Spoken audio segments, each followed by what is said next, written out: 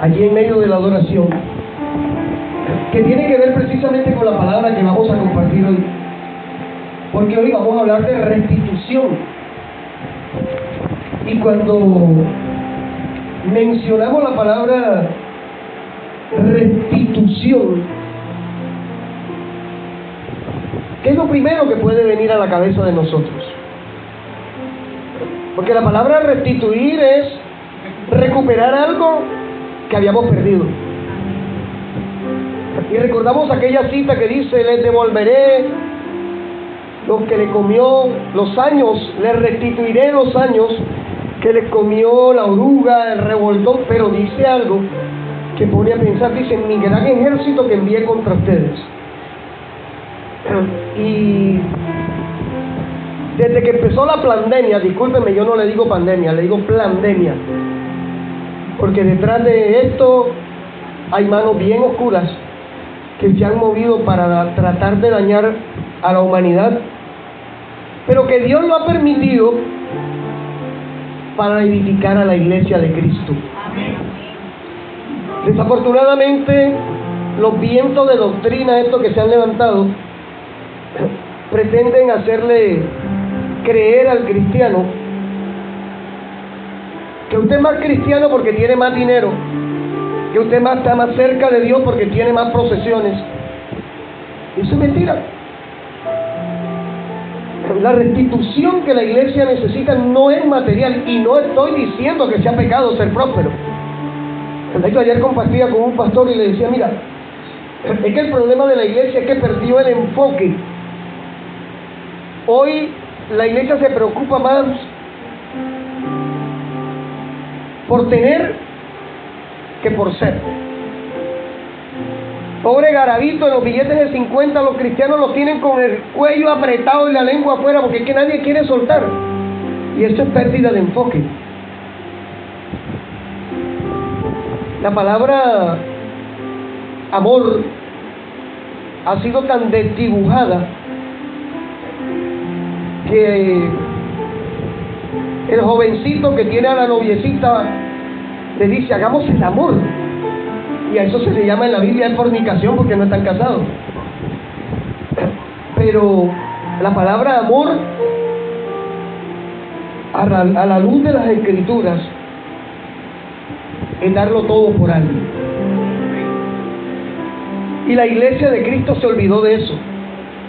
La iglesia de Cristo necesita ser restituida, porque en el camino nos hemos extraviado, en el camino nos hemos afanado, nos hemos preocupado tanto por tener, que se nos olvidó ser. Abra conmigo su Biblia en Primera de Pedro, capítulo 4, versículo 16 y versículo 17. Cuando lo tenga puede decir gloria a Dios. Primera de Pedro 4, 16, 17. Gloria a Dios. Gloria a Dios. Dice la palabra de Dios: pero si alguno padece como mundano, ¿estamos leyendo? Amén. ¿Cómo dice la Biblia allí? ¿Padece como qué? Vea, yo le voy a decir algo. A mí me gusta poner a la gente a predicar conmigo. Si alguno padece como cristiano, no se avergüence, sino glorifique a Dios por ello. Y mira lo que dice el versículo 17: porque es tiempo de que el juicio comience por la casa de Dios. Y si primero comienza por nosotros, ¿cuál será el fin de aquellos que no obedecen al Evangelio de Dios? En medio de la oración Dios me regalaba esta palabra y decía: caramba, pero es que esto es restitución. Desafortunadamente, los seres humanos, y esto incluye a los cristianos, aprendemos las más grandes lecciones. Parece que la batería está un poco. Aprendemos las más grandes lecciones es en medio de los procesos. Cuando perdemos algo, cuando perdemos a alguien, cuando la salud se pierde, En medio de los procesos es que atesoramos las lecciones. Y realmente yo no creo que el plan de Dios era ese. Dios espera que el creyente crea tanto a la palabra de Dios que con eso sea suficiente. Pero en el griego original que está escrito, Primera de Pedro, la palabra juicio no es lo que nosotros tenemos por concepto de lo que es un juicio, que es alguien que es culpable, lo llevan al juez para que lo coja y lo mande 50 años a la cárcel. Aquí en el griego original, en el contexto, la palabra juicio habla de disciplina, habla de enseñanza. Y cuando vemos entonces y quitamos lo de juicio y colocamos, porque es tiempo que la disciplina comience por la casa de Dios. Y la casa de Dios no son las 4 paredes en las que estamos. La casa de Dios eres tú, soy yo. El apóstol lo dijo, se les olvida que ustedes son templo del Espíritu Santo. Y la Biblia está escrita es para el creyente, no para el impío, no para el incrédulo. El hermano Egui conoce mi testimonio. Yo tuve 19 años en la droga y soy bachiller de un colegio donde me predicaron durante 6 años, me hablaron de Cristo. Y de allí salí 19 años a drogarme, a hacer todas las locuras que podía hacer. Y me leí la Biblia 3 veces. Me leí 2 veces la Dios habla hoy y me leí una vez la Reina Valera. Y me parecía un libro interesante. Era un libro, yo decía, caramba, qué libro tan interesante a nivel histórico. Siempre fui muy lógico. Pero cuando me convertí, y me convertí porque perdí todo, esposa, hijos, todo, ese libro interesante empezó a tomar forma, empezó a hacerse vida. Y hoy le doy gracias a Dios, ¿saben?, por los procesos, porque entendemos que aún en los momentos más oscuros que viví, Dios estuvo cerca. Dios estaba allí. Porque es que el plan de Dios, y lo dice 2 de Pedro 3:9, es que ninguno se pierda. La gente dice, y lo hacen para burlarse de nosotros. Oye, ustedes vienen hablando de que Cristo viene. ¿Y cuándo? Y resulta que a Pedro se lo estaban diciendo hace 1000 y pico de años. Y resulta que el tema no es de desespero ni de afán. El tema es de amor. Y precisamente por eso es tiempo de que la iglesia reciba una restitución, recuperar lo que hemos perdido. Mire, qué bueno cuando el Espíritu Santo a través del apóstol Pedro dice que es tiempo que el juicio comience por nosotros. Porque es que partamos del punto de que tú y yo no somos cualquier cosa. Satanás se ha enfocado en desdibujar a Cristo de nosotros. Satanás se ha enfocado en hacerte sentir avergonzado, avergonzada, en que si caíste ya no sirves para nada. Satanás se ha enfocado en eso. El tema es si tú le aceptas lo que él te está proponiendo. Porque al final todos caemos diariamente. La Biblia dice que el que dice que no comete pecado hace a Cristo mentiroso. Y una cosa es que usted se levante en las mañanas dispuesto a pecar, y otra cosa es que usted sabe que está expuesto a pecar.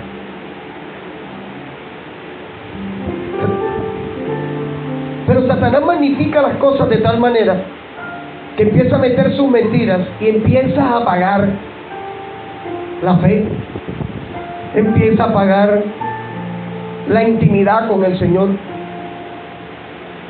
Y eso es pérdida. Por eso debemos ser restituidos. Y les decía que desde que empezó la pandemia hasta este momento, si ustedes se ponen a analizar el panorama mundial, es un golpe tras otro. Es una situación tras otra. Primero la pandemia, no que viene otro virus, no que viene esto, no que ahora es guerra. Ahora se inventaron los extraterrestres. No sé cuántos se habrán dado cuenta que están anunciando ya la revelación de los extraterrestres. Las élites oscuras que gobiernan la tierra, porque la tierra no la gobierna Cristo aún.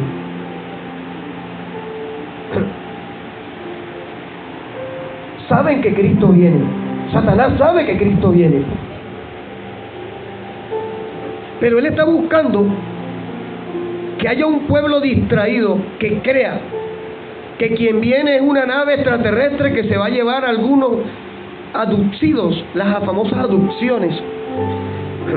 Pero nosotros sabemos en quién hemos creído, en quién hemos confiado. Y lo primero que nosotros debemos recibir, volver a recibir, porque eso es ser restituido, es esa presencia de Dios en nuestra vida. Yo en lo personal, y es una apreciación personal, discúlpeme, no quiero herir susceptibilidades, yo no creo en las 3-4 horas de rodillas, yo creo en calidad de tiempo con Dios.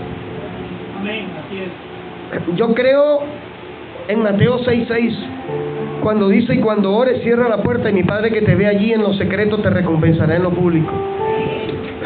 Esa oración que hacemos allí en lo secreto es la oración que realmente nos desnuda delante de Dios.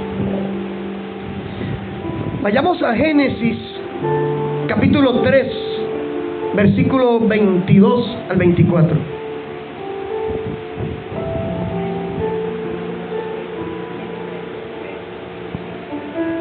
Génesis 3.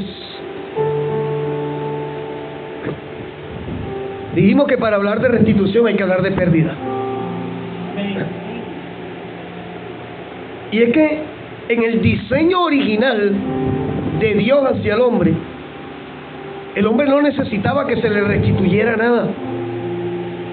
Génesis 3, versículo 22 al 24, dice: y dijo Jehová Dios: he aquí el hombre es como uno de nosotros, sabiendo el bien y el mal.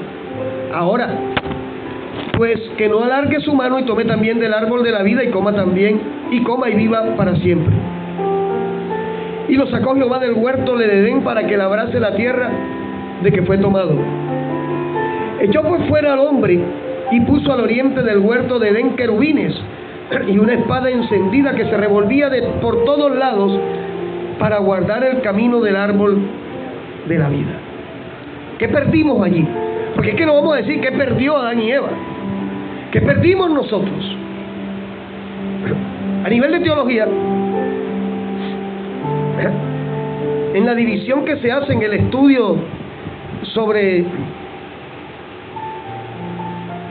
los diferentes estados espirituales de la humanidad,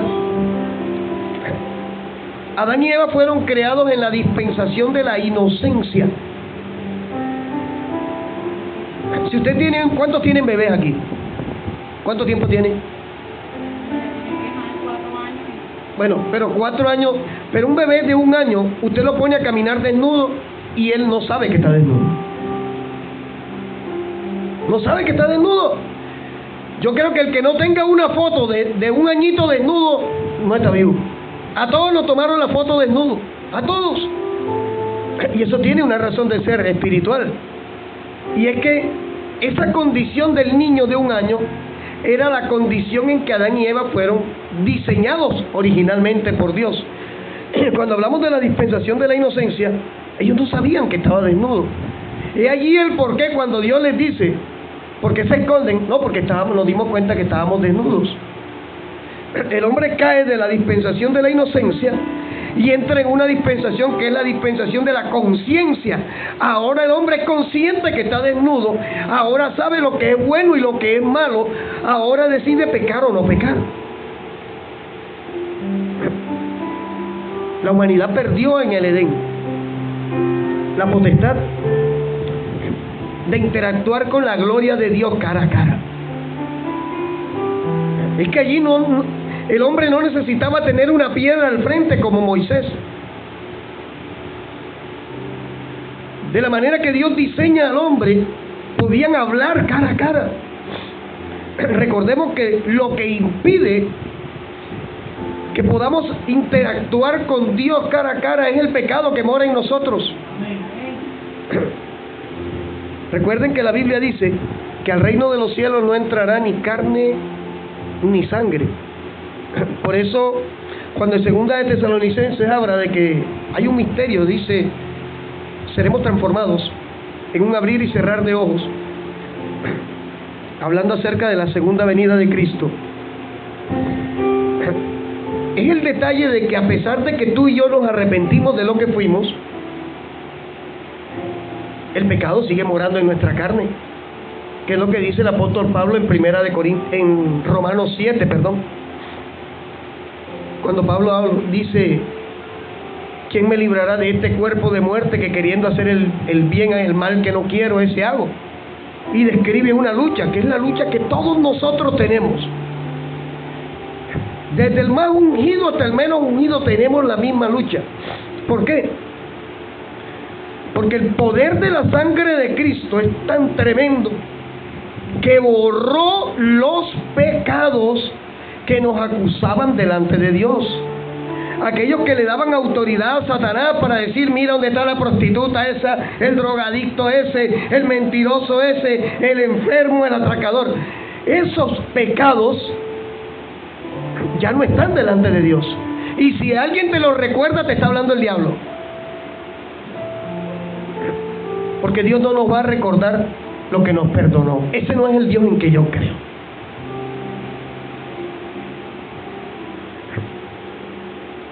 Pero el pecado sigue morando en nuestra carne. Por eso es que el diablo lanza el dardo. Por eso es que cuando vas por la calle y pasa a la vecina, el dardo que te llega y que mira cómo está de buena tu vecina, eso es un dardo del diablo, apelando al pecado que está en tu carne. O lo mismo a la vecina le dice, mira cómo está el vecino de bueno. Es el diablo apelando a la debilidad que sigue morando en nosotros. Es allí porque cuando el cristiano pierde comunión con Dios, cuando se pierde la intimidad con el Espíritu Santo, necesitamos ser restituidos, urgente. ¿Por qué? Porque si yo pierdo comunión con el Espíritu Santo, estoy a expensas de mi carne, a expensas del pecado que sigue morando en nosotros. Necesitamos ser restituidos. Mira, lo que el hombre pierde, la humanidad perdió en el Edén, ha traído consecuencias. Estamos viviendo las consecuencias en este momento. Y hay algo que usted sabe, que hay gente que ha leído la Biblia para contender. Hay gente que se ha leído la Biblia para debatir cuando se la vas a predicar. Y recuerdo que le estaba compartiendo a una mujer que es drogadicta, ella sigue siendo drogadicta, y me decía, yo no entiendo ¿por qué tú me hablas de un Dios bueno que permite cosas malas? A mí me están pasando cosas malas.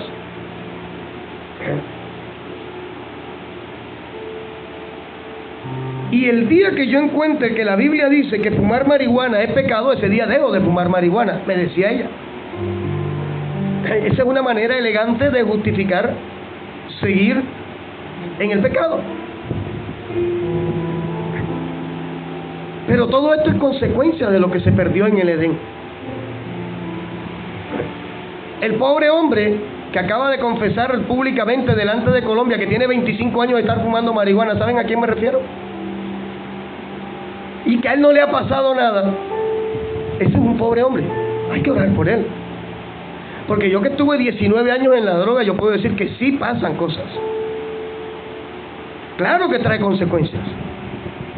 Lo que pasa es que cuando estamos en negación, cuando no conocemos a Cristo, creemos que tenemos el control de todo. Y realmente nunca tuvimos el control de nada. De hecho, como cristianos, como pastores, la iglesia no la puede manejar el pastor, la maneja el Espíritu Santo a través del pastor. Nosotros solamente somos mayordomos, somos servidores de Cristo. Y delante del Señor no hay charreteras. Es tan importante el que lava el baño como el que predica. Delante del Señor esto es así nada más.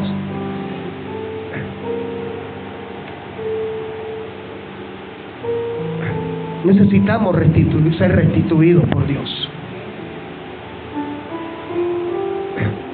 Primera de Samuel, capítulo 3, versículo 1.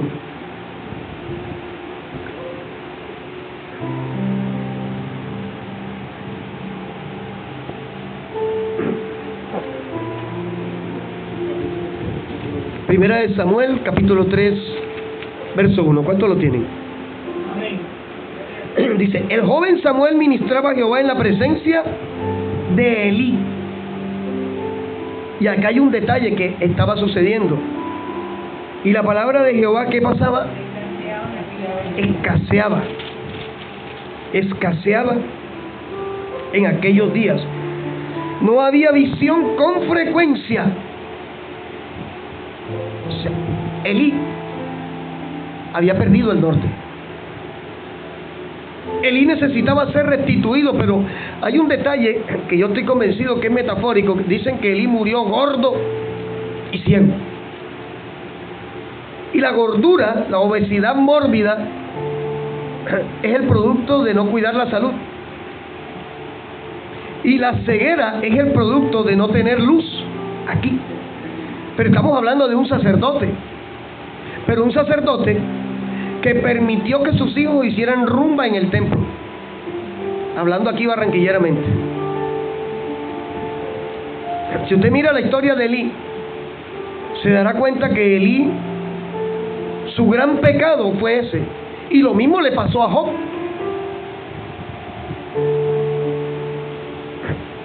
Hoy hablar de exhortación a los hijos es ofensivo. Hoy la iglesia no quiere ser exhortada. Y resulta que si yo me voy a Hebreos, que para mí es la epístola de las epístolas, es Hebreo, dice que el padre que ama a su hijo lo disciplina. Elí permitía que sus hijos se acostaran con las que estaban allí sirviendo en el templo. Job tenía 7 hijos y 3 hijas, y había rumba en la casa de cada uno de ellos todos los días. O sea que la vida de ellos era rumba. Pero hay un detalle en la vida de Job, y era que él iba y ofrecía sacrificio por sus hijos. Pero es que hay un detalle que nosotros debemos tener en cuenta. La salvación es personal. Si tú quieres que tu hijo sea salvo, modélale a Cristo, que pueda ver a Cristo en ti. Porque si usted lo coge con un látigo a decirle, tú tienes que recibir a Cristo, nunca, eso no funciona así. Yo tengo 5 hijos, y el mayor de los varones, siempre que la iglesia lo necesitaba, él estaba ahí, pero no se congregaba. Gimnasio, chicas, le doy la gloria a Dios que cada vez que alguien le ofrecía una cerveza, le retiraba la amistad. Y en un momento traté de hacer en mis fuerzas lo que solo Dios podía hacer, y es: tienes que congregarte. Yo a mi hijo no le puedo decir tienes, porque lo que convence es el ejemplo, no es lo que salga de la boca. ¿Cómo le puedes decir tú a tu hijo que no diga sal de fruta? ¿Sabe a qué me refiero? Si es la palabra que constantemente sale de tu boca. La gente habla mucho de maldiciones de herencia, pero hay conductas que son imitadas y que se repiten de generación en generación, simplemente porque alguien no le dio la gana de cambiar su actitud, y su modelaje se replicó en las generaciones subsiguientes.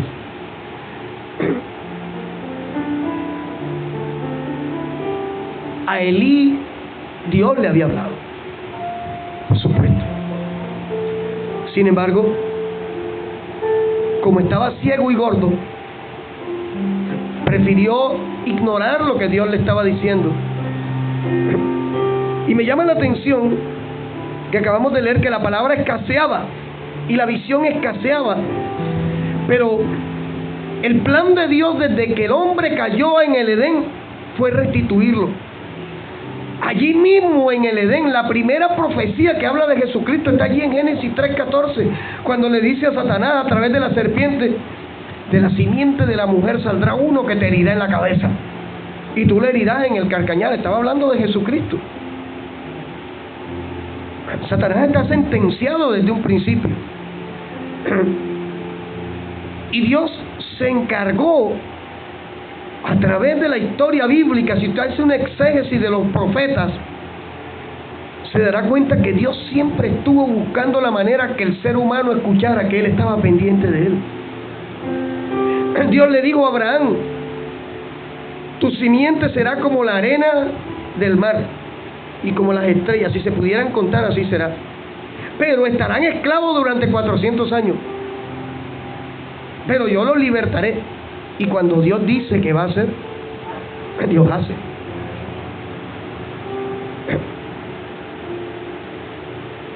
Y lo mismo está sucediendo en este tiempo.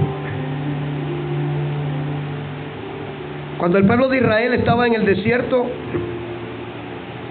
le dijeron a Moisés: ¿para esto nos trajiste? Para morir en el desierto de sed y de hambre. Mejor estábamos allá con los egipcios.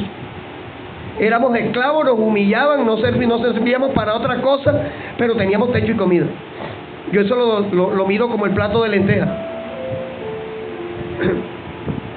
Pero la iglesia también está en esa condición. La iglesia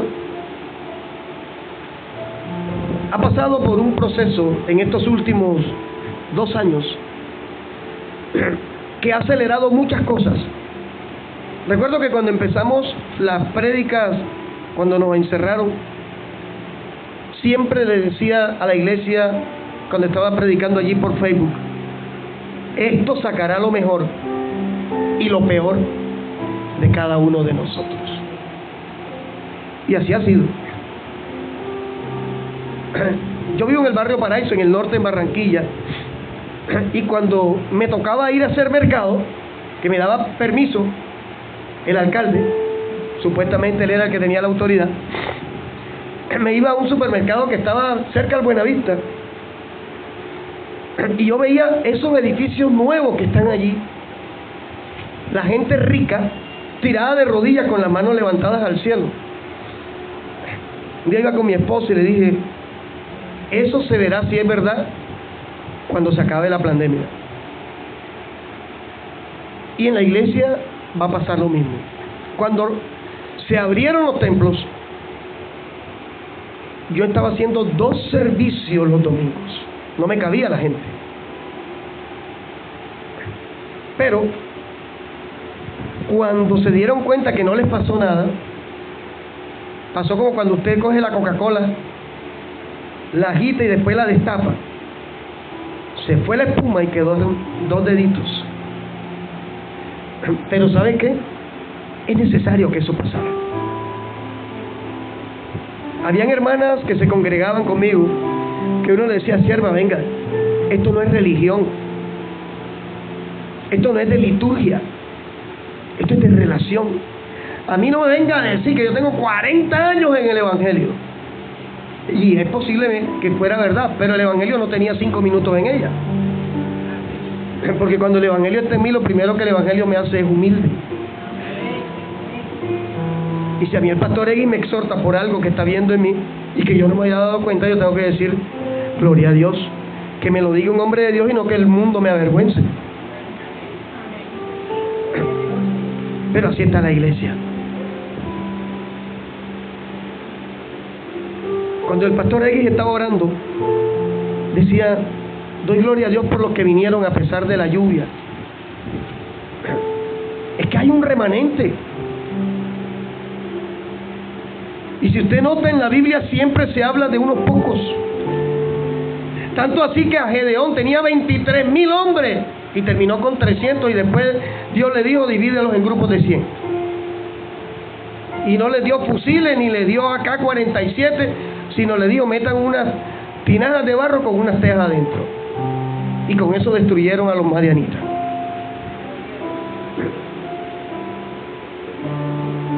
Porque al final, cuando yo veo estos grupos pequeños, yo me gozo. ¿Sabe por qué? Porque aquí el hermano sabe quién es la hermana que está al lado. La hermana que está allá atrás sabe quién está acá al frente. El único desconocido aquí creo que soy yo. Bueno, era yo. Mientras que en esos contextos religiosos de la mega iglesia, es una mentira decir que yo pastoreo 5,000 ovejas. Eso es mentira. Porque el pastor tiene que oler a ovejas. Y oler a ovejas es saber qué le duele, qué necesita, qué le agrada, qué le alegra, qué le entristece. Y 5,000 personas, eso es mentira. La iglesia está viviendo el momento más difícil en su historia, pero Jesús lo dijo en Mateo 24: antes de mi venida será la apostasía. Y la apostasía entró para quedarse. Esto no nos corresponde a nosotros. Nosotros tenemos que denunciar lo que está sucediendo. Cada quien toma la palabra y decide qué hace con ella. Pero hay que decir las verdades bíblicas, porque es la verdad la que nos hace libres. Yo conocí muchas personas, muchos hermanos y hermanas, que empezaron un evangelio sano, de amor al Señor, de servicio al Señor, y los cogió la mentira de que Dios te quiere próspero, trae plata, que Dios te va a dar plata, y los volvió nada. ¿Por qué? Porque su corazón no estaba en Cristo. Y Jesús lo dijo: donde esté tu tesoro, estará tu corazón. Por eso la iglesia necesita ser restituida. La iglesia necesita recuperar la presencia de Cristo en nuestros servicios. Él dijo: donde hayan 2 o 3 reunidos en mi nombre, allí estoy yo.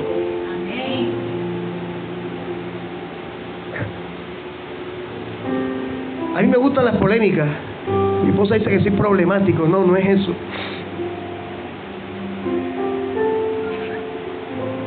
Decía un hermano: gloria a Dios que el Espíritu Santo cuida el templo. Nosotros el templo lo tenemos en plena calle Murillo, un sector donde hay bastante drogadictos, prostitutas. Estamos ahí cerca de la iglesia católica de Chiquinquirá. Y han tratado de abrir la estera metálica. Los candados, trataron de volar un candado. Yo no sé qué pasó, pero no pudieron. Y me dijo un hermano: gloria a Dios que el Espíritu Santo cuida el templo todas las noches. No, hombre, que yo sepa, Él no es celador. La Biblia dice que Él es el que guía, el que convence. Pero celador.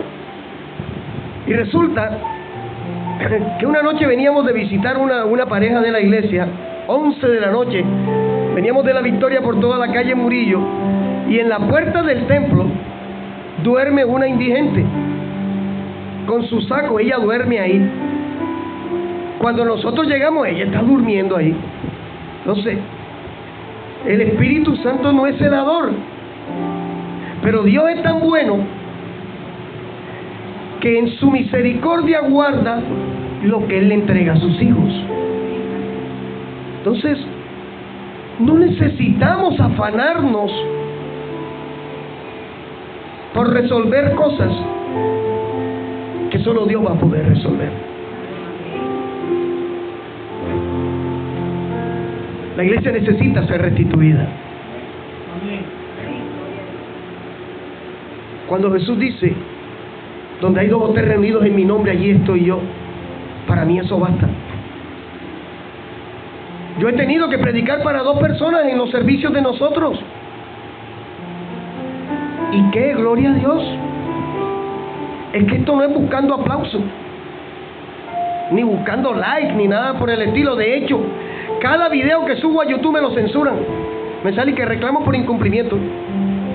No importa. Y es posible que me eliminen el canal en algún momento, porque eso viene. Pero tenemos que decir lo que este libro dice y creer lo que este libro nos enseña. Santiago capítulo 4, versículo 8.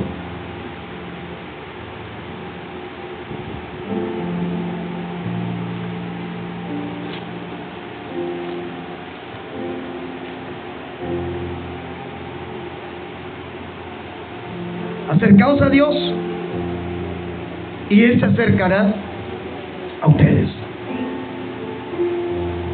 Cuando hablamos de restitución, por eso he hecho todo esto, este preámbulo, lo primero que se le viene a la cabeza a las personas es: Dios me va a devolver la casa que perdí, Dios me va a devolver el empleo que perdí. Mi mamá, que ya partió con el Señor, yo recuerdo que tenía una casa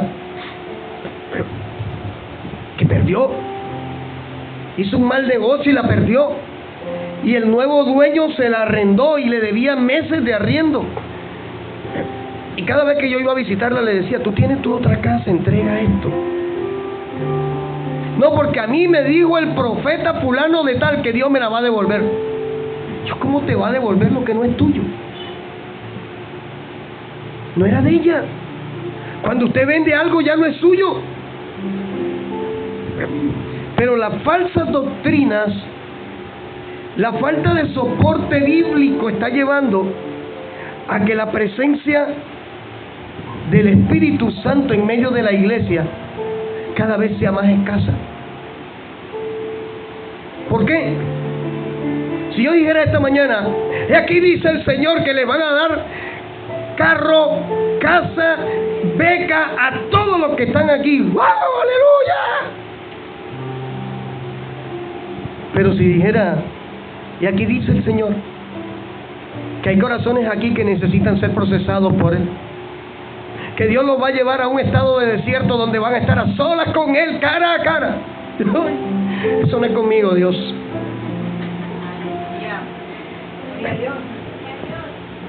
Recuerdo que predicando en Bogotá, de donde el pastor Eduardo Cañas, primera vez que predicaba en una iglesia tan grande, de hecho yo no sabía el tamaño de la iglesia, y cuando me contactaron, el pastor Eduardo Cañas me dijo: tráigase una prédica de bendición. Para mí eso es ofensivo, ¿sabes? Porque yo no necesito predicarle a usted prosperidad, porque usted tiene un Dios que es el dueño del oro y de la plata. Ahora usted decide, la Biblia le marca parámetros para que usted sea próspero. Honra a padre y madre para que te vaya bien en todo, dice la Biblia. Ese es un principio del reino. En el Salmo 20 dice que Dios hace eterna ofrenda de nuestra eterna memoria de nuestras ofrendas. El que da recibe. El que no recibe, ¿por qué no da? Sencillo, porque hemos amarrado a garabitos por el cuello. Los pobres billetes, bueno, ya ahora son de 100. Pero empecé a predicar allí donde Eduardo Cañas y prediqué sobre Mateo 6:33. Busca primero el reino de Dios y su justicia, Jesucristo, y te serán añadidas estas cosas. Y uno mira que estaba hablando era techo, ropa y comida, que es lo que le aflige a todo el mundo. Claro. Y yo no necesito hacer un discurso. Yo soy publicista. Yo le puedo inventar una campaña y venderle la mentira de que el Espíritu acaba de bajar en forma de palomita y me acaba de hablar para que yo les diga mentira. Yo no necesito hacer una parafernalia, porque al final Jesucristo, cuando mandó a los discípulos, le dijo: vayan y hagan discípulos. El que crea y fuere bautizado será salvo. Yo entiendo que Dios tiene muchas maneras de convencernos que es real. Cuando yo llegué a Cristo, Me cayó un contrato de cuadro como nunca me había caído. Yo dije, esto de cristiano está bueno. Esto de ser cristiano y ser mi esposa está bueno. Un 70 cuadros. ¡Qué bendición! Decía yo. Pero resulta que me estaba mostrando que él era real, pero que después venía el desierto. ¿Por qué? Porque yo era comprador compulsivo. Yo era de los que salía con 5 o 6 millones de pesos en el bolsillo, contrataba un taxi por hora. Yo iba y pagaba, pago. Ahora vamos allí, compra aquí, ahora vamos allí. Cuando ya no me quedaba un peso, me iba para la casa. Ese era yo, sin Cristo. Y cuando empecé con Cristo, era igual. Y el Señor me mostró, mira, yo vivo de vender cuadros, yo no vivo de la obra. Yo soy pintor. Dice la gente, ¿y cómo hace para ser pintor, pastor y papá? Pregúntenle a Dios. Entonces es pastor de medio tiempo. No, si usted me llama a las 3 de la mañana, yo a las 3 de la mañana le contesto el teléfono, y si tengo que salir, salgo donde esté usted. Porque no hay ministerio de medio tiempo, eso no existe. O eres ministro o no eres ministro. Porque es que el ministerio no depende de lo que nosotros podamos hacer, sino depende del Señor que nos llama. Mire, el día que uno se siente peor, no sé si le habrá pasado, Pastor Eguis, ese día el que nunca había venido a pedir consejería llega. El que nunca aparecía pidiendo oración te llama 4 veces, vamos ahora. Ese día llega todo el mundo. Pero eso nos lleva a reflexionar en algo que es muy bueno. Y es que no somos nosotros, es el Señor que está en nosotros el que se encarga de hacer eso. Y eso nos lleva a la palabra cuando dice, diga el débil, fuerte soy. Porque es que al final no depende de tu fuerza ni de mis fuerzas, depende de la presencia que debe ser restituida en nosotros. Juan 3, 16 y 17. Yo creo que esos versículos se los sabemos de memoria.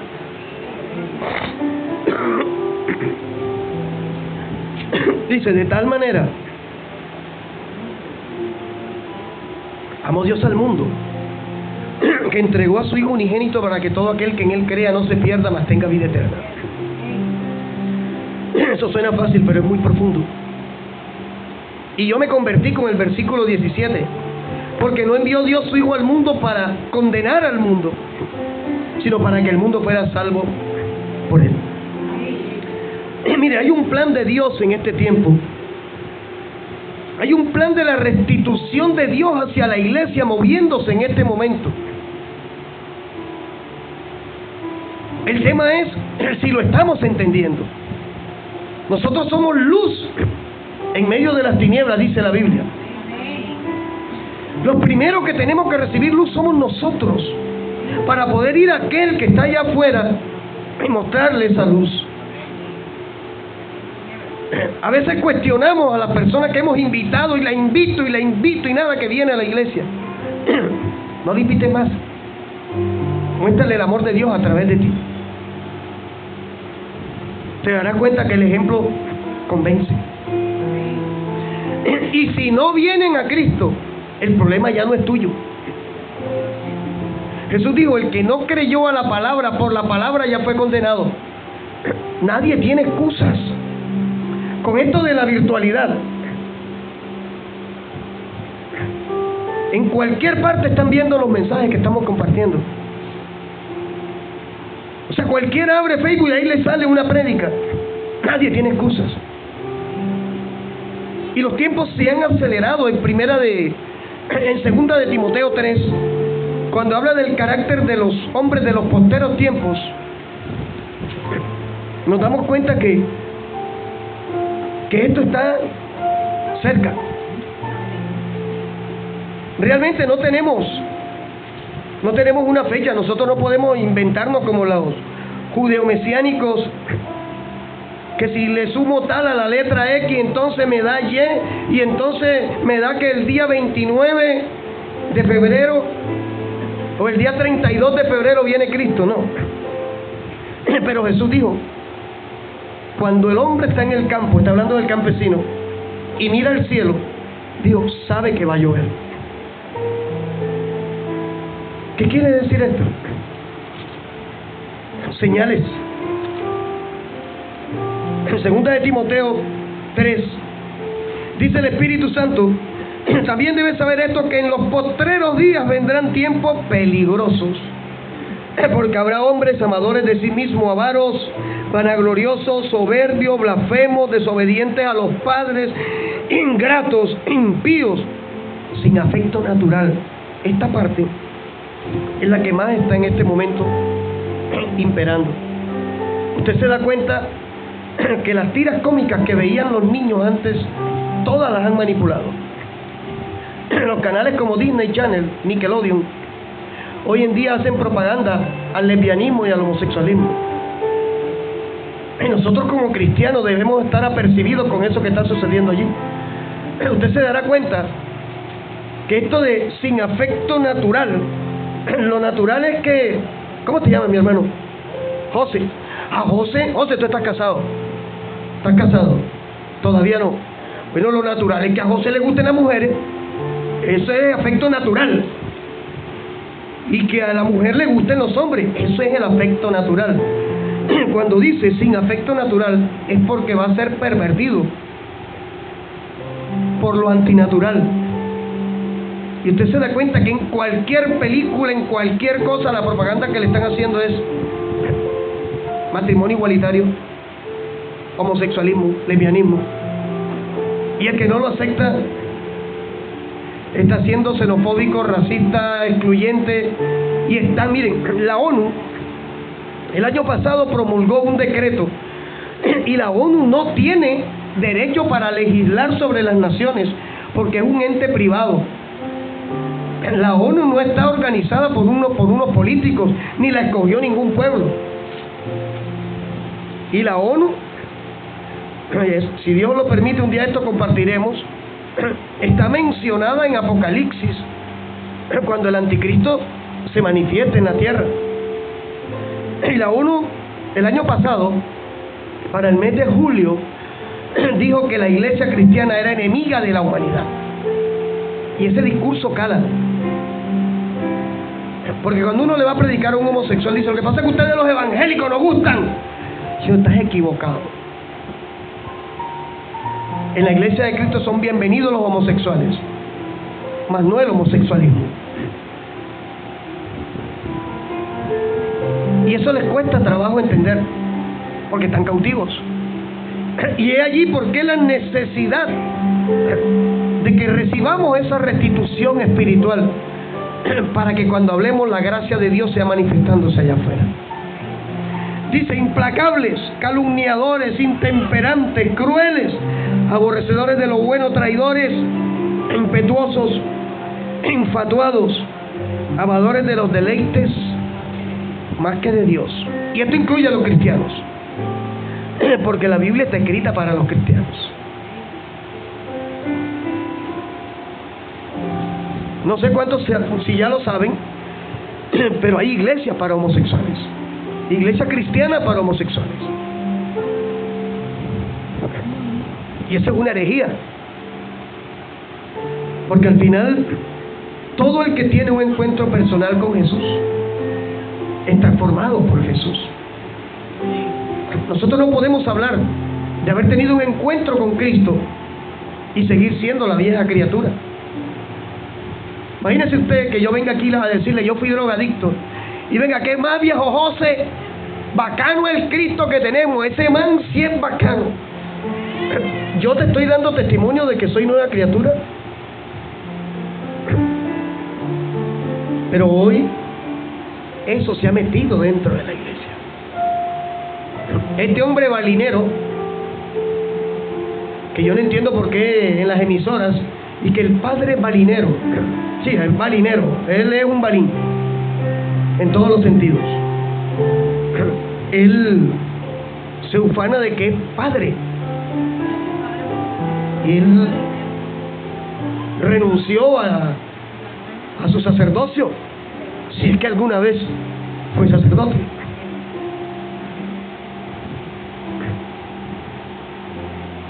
Pero el mundo levanta líderes de barro para confundir a los que no han recibido la luz de Cristo. Y allí, ¿por qué es tan fundamental en este tiempo que la iglesia sea restituida? Yo tengo personería jurídica no porque la pedí. De hecho, yo no creo en eso. Mi personería jurídica es ¿cómo es? Jeremías 33:3. Pero como el sistema católico romano tenía un concordato con el Estado, entonces el sistema evangélico tradicional también dijo: nosotros tenemos los mismos derechos. Porque es que las iglesias, las congregaciones, porque la iglesia de Cristo es una sola. La iglesia de Cristo es una sola, constituida por todos los que hemos creído en todos los rincones del planeta. Pero como el Estado se inventó la personería jurídica por el plan de ordenamiento territorial, si no tenemos un nombre nos cierran la iglesia. Yo no creo en eso. De hecho, yo ni la uso, no la tengo en el aviso, porque no me ufano, no me puedo ufanar de algo que es de hombre. La iglesia de Cristo permanece porque quien la fundamentó es Jesucristo, y Él es Rey de reyes y Señor de señores por los siglos de los siglos.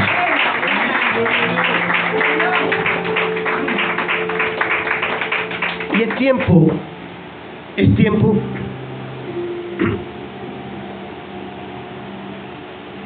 de que venga ese refrigerio a nosotros, porque hemos sentido el golpe. El que diga que no ha sentido el golpe de este tiempo, permítame decirle, usted no está en este planeta. Todos hemos sentido el golpe. De una o de otra manera, hemos experimentado el peso de la persecución, del ataque. Todo lo que está sucediendo se mueve en un contexto espiritual. Todo esto está preparando el tapete para el anticristo. Pero la misma Biblia nos revela que mientras la iglesia está aquí, Él no se puede manifestar. Y si Él no se puede manifestar mientras estemos aquí, vamos a hacerle doler la cabeza al diablo. Pastor, entonces ahora todos vamos a hablar en lengua para dolerle. No, yo conozco brujos que hablan en lengua. Aquí en Puerto Colombia yo vine, estando mi hija pequeñita con mi mamá, donde una bruja. Aquí hay. Es bastante. Y hablaba en lenguas.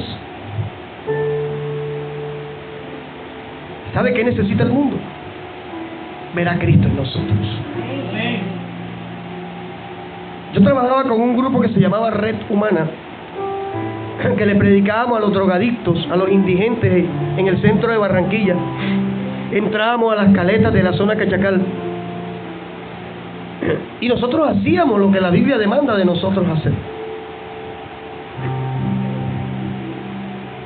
Cada vez que entrábamos a una caleta, hermanos, yo encontraba 20, 30 Biblias. Le dábamos la Biblia, ellos van y la cambian por vicio, y el jíbaro coge la Biblia, la vende a 5,000 pesos y la convierte en plata. Pero el que está haciendo eso no se está burlando de ti ni de mí. Está acarreando un juicio para su vida. Y este juicio sí es condenación, diferente a lo que dice Pedro, de que es tiempo que el juicio empiece por nosotros. Dios está disciplinando a la iglesia de Cristo. El Espíritu Santo está sacudiendo gente que está dormida. Hay gente que está distraída. Y entendemos que la gente esté preocupada, sí lo entendemos. Pero nuestro deber es decirle: Cristo es más grande que tu preocupación. Cristo es más grande que tu deuda. Cristo es más grande que todo lo que está pasando alrededor. Mira, la guerra entre Ucrania y Rusia. Todo esto es parte de un movimiento político, económico. Por eso es que el peso vale menos hoy.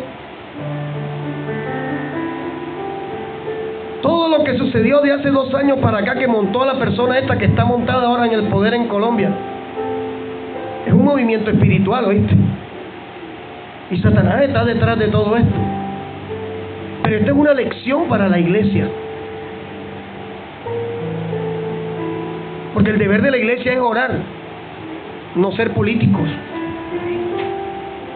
Yo no creo que yo tenga que lanzarme a ser concejal porque Dios quiere que yo sea concejal y no que sea un seguidor de Cristo.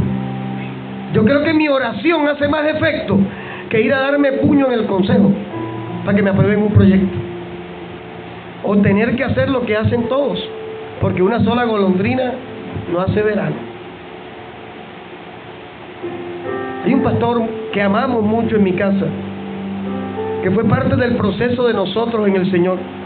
Cualquier día me llamó y me dijo: Carlitos, el Espíritu Santo me dijo que me lance al Consejo de Barranquilla porque me va a dar la victoria. Yo le dije: ¿y el ministerio? No, yo meto una carta a la Asociación de Ministros y congelo el ministerio, y cuando se vence el periodo lo descongelo. Yo le dije: si tú me estás llamando para decirme esto, ¿por qué esperas que yo te diga algo? Claro, eso no es de Dios. Dios me habló. Si fuera de Dios no tuvieras la duda, porque cuando Dios te dice algo que tú sabes que viene de Dios, usted sabe que eso va. Ahora, ¿dónde está en la Biblia? Gloria a Dios. ¿Dónde está en la Biblia que un ministerio se congela? Eso no existe en la Biblia, eso es de hombre. O sea que no es el Espíritu Santo, sino la asociación de ministros la que maneja la iglesia de Cristo. Estamos mal. Tú, como de costumbre, con tu intelecto, porque así me dijo, se lanzó, se ahogó. Ya lo encontraron en Puerto Mocho ahogado. Pero el diablo sabe cuando abre un espacio y el espacio no se ha cerrado. En las próximas elecciones llegó un personaje y le dijo: vamos para esa otra vez, no, que yo tengo el capital. Y se lanzó por segunda vez, segundo ahogado en Puerto Mocho, vuelve y juega. Y se lanzó por tercera vez. Hoy en día entiendo que él necesita que Cristo sea restituido en su vida. ¿Por qué? Porque cuando empezamos a tomar decisiones sin el visto bueno de Dios, es la señal más evidente de que no estamos caminando con el Señor. La iglesia necesita entender que no estamos solos. Nosotros podemos estar en todos los procesos que podamos estar, pero hay algo que el Espíritu Santo quiere que usted entienda, acepte y que nunca se le olvide: usted no está sola, usted no está solo. El día que yo encontré esa promesa de Apocalipsis 3:10 y se vino la pandemia y se ha venido todo esto, cada vez que mi fe es golpeada, el Espíritu Santo me recuerda Apocalipsis 3:10. Dios guardará a su pueblo de la hora de la prueba que ha de venir sobre todos los moradores de la tierra. Aquí no le está hablando a la iglesia solamente, le está hablando al mundo. Y el mundo agoniza ante nuestros ojos, es real. A mí me entristece ver. Yo estoy estudiando, encima de eso, yo estoy estudiando ahora. Y a mí me entristece, yo estoy estudiando artes plásticas. Se imaginarán el ambiente en el que uno se mueve y ver jovencitas de 17, 18 añitos agarradas con otra jovencita de la mano, besándose allí. Yo digo: Dios mío, se está cumpliendo todo.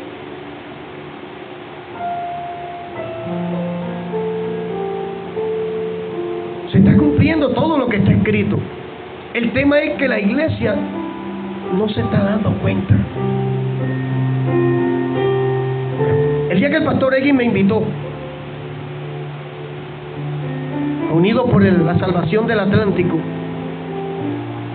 decía: gloria a Dios, porque desocupar sus zapatos de Puerto Colombia para allá, donde no le van a pagar ni la gasolina. Algo está haciendo Dios en esto. Amén. Mi esposa no sabía que habíamos llegado a Santa Lucía, sino al día siguiente cuando le dije, mira, estábamos aquí. ¿Cómo? Estábamos de polo a polo. Pero hay un detalle. Lo que el mundo necesita es eso. Que alguien se atreva a tener a Cristo en su corazón y en sus pensamientos y a llevarle ese Cristo al que no lo tiene. Porque allá afuera hay gente con la que Dios tiene planes. Nosotros estábamos en algún momento peores que muchas de las personas que conocemos hoy. ¿De dónde nos sacó el Señor? Medita por un momento. ¿De dónde te sacó el Señor a ti? Y de repente tú puedes haber dicho, pero mi vecino, mira, yo no sé qué pensará hacer, una parranda todos los fines de semana. Acuérdate de dónde te sacó el Señor a ti.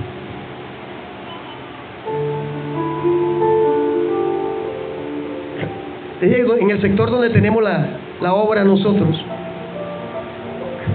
los sábados en la tarde, después de 7 de la noche, uno ve a la gente consumiendo cocaína en la esquina a un local de donde estamos nosotros. Al frente hay un estadero.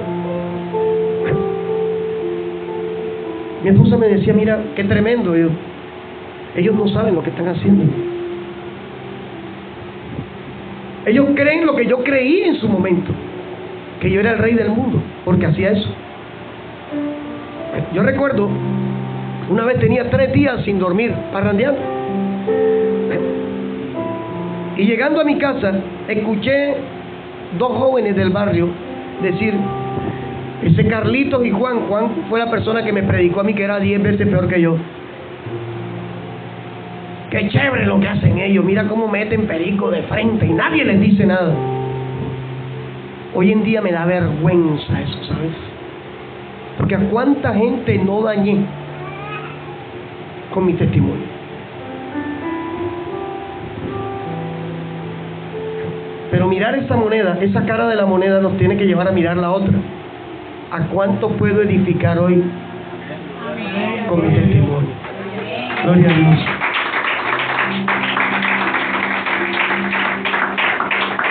¿Saben, iglesia? Esto no es de emociones. Esto es de convicciones. En todas las congregaciones pasa lo mismo. No que en la mía, no, en todas. Yo digo, bueno, el sábado tenemos salida evangelística. ¿Cuántos van? Levantan la mano 20. Vamos 3. El pastor, la esposa y uno más. Tenemos que batallar con eso. Pero no debiera ser así. Porque el mismo compromiso que tienen los 3 debiera tenerlo todos. Y ese poco compromiso habla de que se necesita restitución. Porque cuando usted está en la presencia de Dios, cuando usted vive en la presencia de Dios, por eso les decía, yo no creo en no, que yo duré de rodillas 14 horas orando. Yo no te creo. Yo no creo eso. ¿Sabes qué? Vivir en la presencia de Dios no es estar en todo momento diciendo gloria a Dios, aleluya, vive Jehová. Vivir en la presencia de Dios es tener presente para cada paso, para cada decisión, la opinión de Dios antes que la de cualquiera. Cuando yo logro eso, cuando yo entiendo eso, nunca le diré que no a todo lo que sea edificar el cuerpo de Cristo.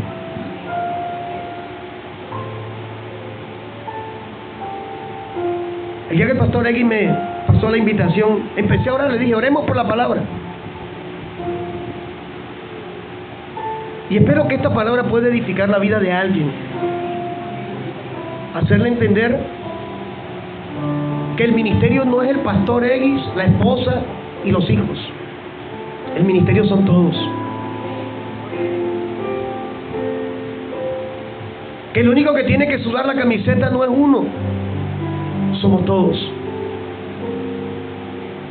Porque al final Dios dotó a cada creyente de algo especial. En el cuerpo de Cristo no hay miembros inútiles. La gente, uno le dice, no, es que yo no sé predicar. Es que no te estoy diciendo que vayas a predicar, sino simplemente vive a Cristo. ¿Le parece poca prédica esa?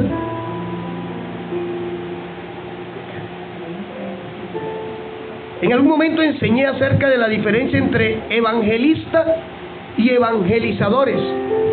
Toda la iglesia, todo el que ha creído debe ser evangelizador. Todos. Hasta los niños son evangelizadores. ¿Por qué? Porque tenemos el deber de mostrar lo que nos están enseñando. Evangelista es un llamado a un ministerio. Ya, eso es otra cosa. Pero todos tenemos el deber de ser evangelizadores. Y yo quiero invitarle a que usted se coloque sobre sus pies por un momento. Que se tome de la mano. A mí no me gustan los espacios vacíos. Yo allá en la iglesia cuando hacemos servicio, hey, peguen las sillas, hombre. El que tiene la mano callosa, enséñele a soportar a la hermana que tiene la mano callosa. Pero quiero invitarle a que por un momento podamos meditar en lo que hemos compartido hoy y atrevernos a decirle al Espíritu Santo: te necesito en mi vida. Espíritu Santo, te necesito en mi corazón.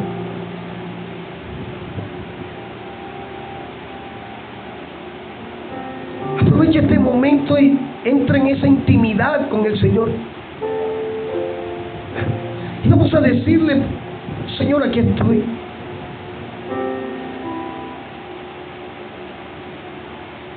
Reconozco delante de ti que las aflicciones me han golpeado, que los problemas, que las deudas, que la soledad, que el abandono me han dañado.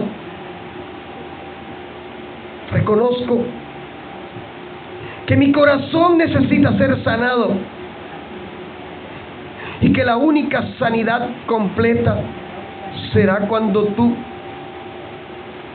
gobiernes totalmente mi vida. Señor Jesús, me presento delante de ti en este momento. Te presento mis debilidades. Te presento mis conflictos internos, mis temores. Y si todo esto te ha quitado espacio en mi corazón, hoy te ruego, restituye tu presencia en mi vida. Necesito de ti. Necesito de tu presencia, de tu gloria, de tu amor en mi vida.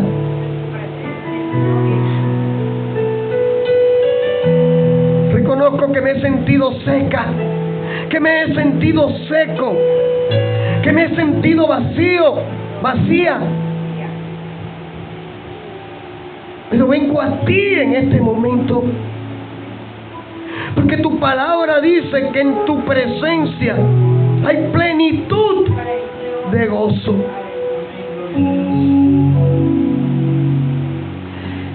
Y en cuanto a lo que te haya fallado, te pido perdón. Porque dice tu palabra que tú eres bueno, que tú eres perdonador, que tú honras al que te honra, que Él es galardonador.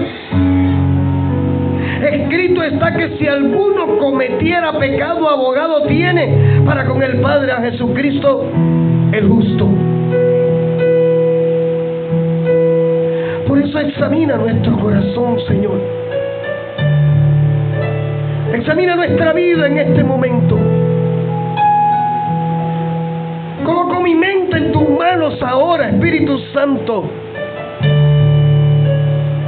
para que ningún pensamiento diferente a los inspirados por ti pueda ministrar mi vida en este momento.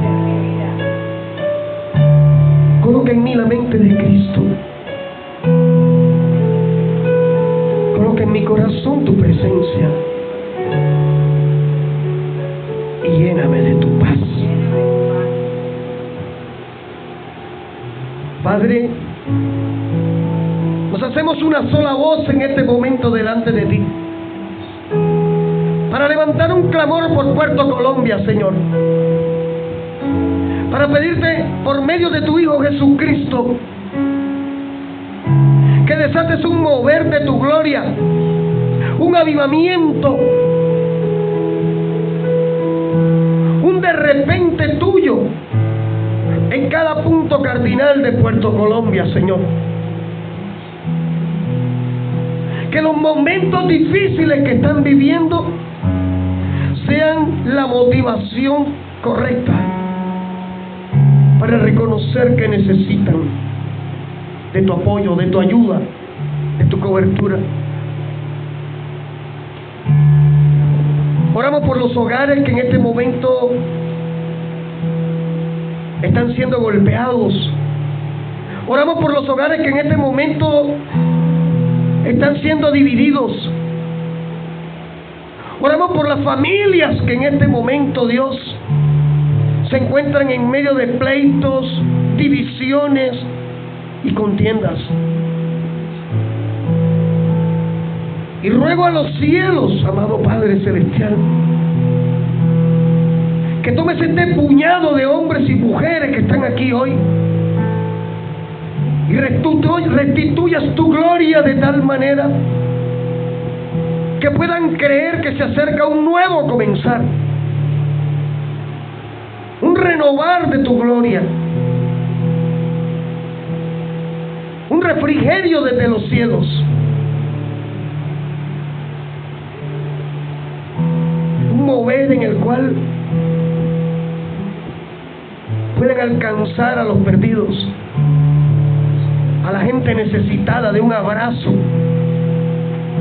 de un pan de ti. Gracias. Gracias por este tiempo, Señor. Gracias porque te dijimos que si esto era tuyo, que tú me trajeras. Y ruego que tu palabra sea una semilla que acaba de ser sembrada y que pueda edificar, que pueda dar fruto, que pueda levantar caídos, que pueda restituir al que ha perdido, que pueda bendecir al que necesita ser bendecido. En el nombre de Jesús, recibe toda la gloria y toda la honra y toda la alabanza, porque tú eres digno de ella por los siglos de los siglos. Amén. Aleluya. Aleluya. Adórale allí donde estás. Adora la iglesia.